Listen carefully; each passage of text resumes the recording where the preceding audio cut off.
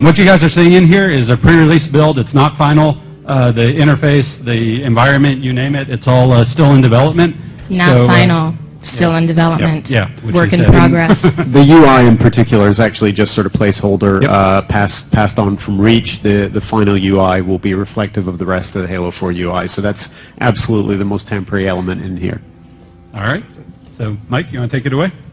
Yeah, sure thing. Hopefully I am loud enough, or louder than Jimi Hendrix's resurrected ghost that's going on in the next hall. So we're here to talk about Forge, and as everyone said, this has never been seen before. And with the placement of the monitor and the lights going in our eyes, Adam and I can barely see ourselves. So please bear with us as we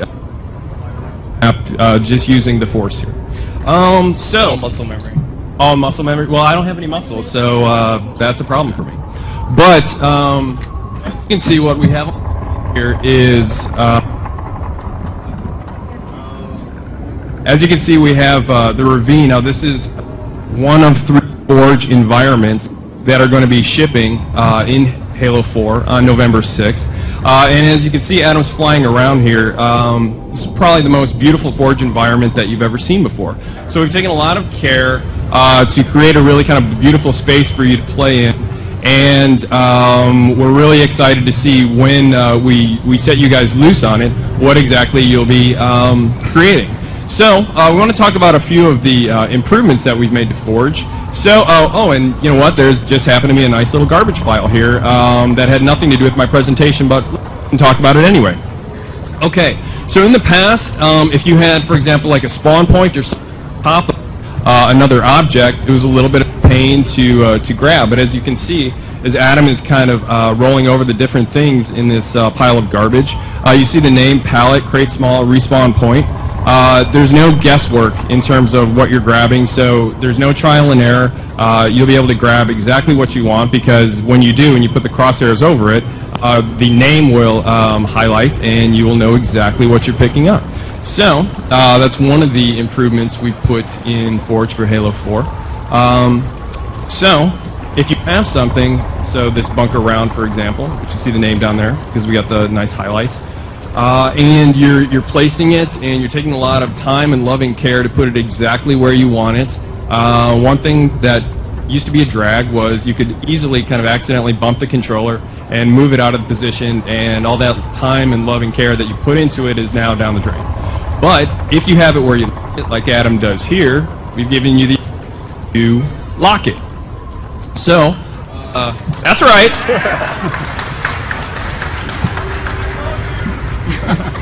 I love you more.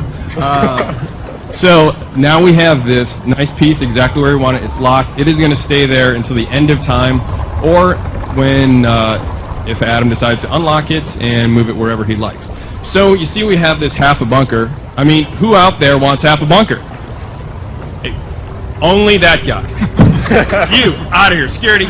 Okay, no one wants half a bunker is the correct answer. So, if you have something that repeats, so like a road, a racetrack, we've seen a lot of cool racetracks and stuff like that in different course maps. If you have something that you want to repeat, now we've given you the ability to dupe it. So, Adam has, this guy loves duping. Okay, so Adam has duped the base, and he is getting it lined up, and sometimes it used to be a little bit of a pain to get things exactly lined up.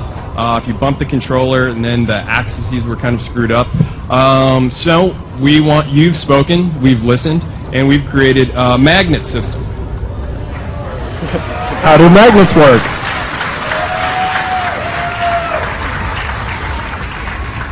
Magnets in 2012. Everyone can vote for that.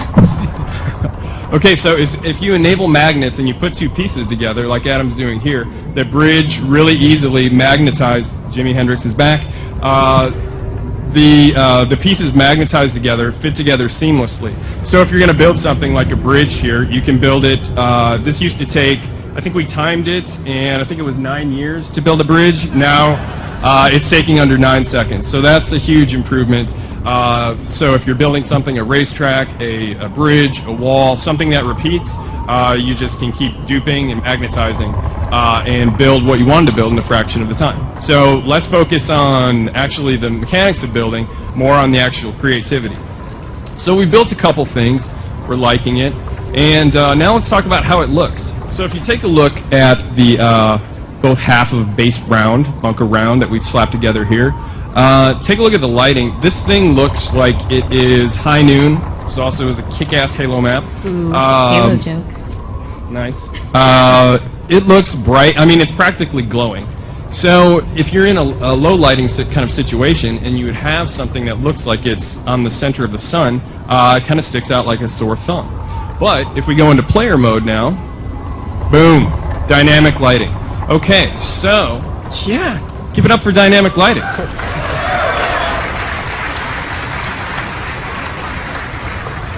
All Forge objects now accept shadows from the environment or other Forge objects. And if you see, like down there where Adam just was, Forge objects also cast shadows on the environment. So that means anything you put down in Forge is going to be a lot more integrated with the environment. So we want to give you the ability to create things faster and more efficiently, but we also have taken a lot of time and care to make sure that whatever you create is going to be beautiful. Did you say what the lighting system is called? Because it kind of sort of has the most amazing name ever. It does. The name is so amazing that it's a trade secret, and I cannot talk about it lest I be killed by Max. It is a very long, multi-syllable lighting system that I personally am not smart enough to talk about. I know what it does, but It has the word probe in it. We'll just leave it at that. Yeah, let's just stay away from probe talk here. But it's really cool, and as you can see, it looks great. The one other thing I wanted to talk about before we move off of the beauty of Forge is take a look at this object here. So a lot of very talented artists have spent an awful lot of time to overhaul all the Forge objects. So you, the fan out there, are spending tons of time and effort into making these things with a lot of time and care, and we wanted to make sure that all the Forge objects look just as good or comparable with what are in MP and single player maps. So everything is going to be a lot more beautiful, easy, and efficient to make. So now, let's see, we've got a little bridge going over the ravine. I've got money on saying Adam cannot make the jump, so let's see. You can do it. You can do it. So close. Oh my god. Not even close, as you can see. Okay, so in the past, if we wanted to make a jump like that, we would have to alter gravity, and that would apply to the entire map. So if you wanted to create low gravity, you'd have basically a low gravity map. That's right. Yeah! Yeah! I mean, you guys are so smart, I don't even need to tell you what's going on here. But for that one guy out there, yes, I'm talking about you, sir, who looks confused, let me just describe it. What Adam has done is laid down what's known as a player trait zone. What is a player trait zone? It's a player trait zone. Come on. The name describes it. In that little zone that he's made, which he scaled to just really the size of the bridge, you can affect the Spartan's traits. So let's say speed, jump size, or jump height rather, damage absorption, a lot of other things. And so now with that trait zone laid down, let's see if he can now make the jump. Oh yeah.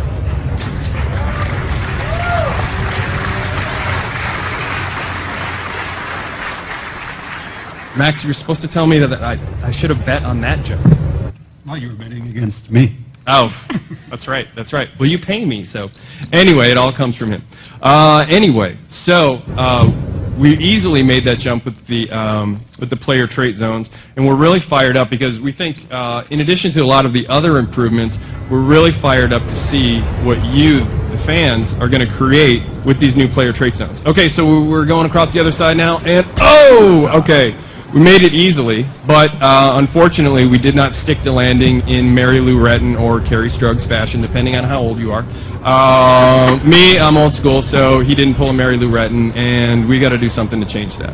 Okay, so we can easily lay down another player trait zone.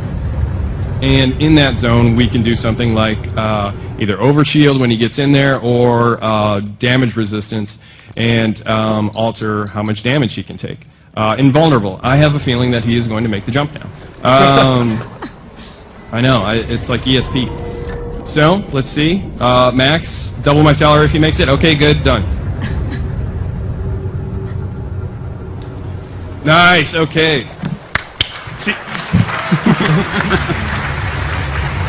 Okay, and you heard it, double my salary, so that's going to happen. Now I got to pay you $10 an hour?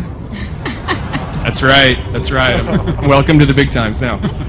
Okay, so those are just a couple things that we put into Forge for Halo 4, but we're really fired up to see what exactly you guys are going to be creating when we put these powers in your hands. Yeah, thank you, Mike. And we actually have something else related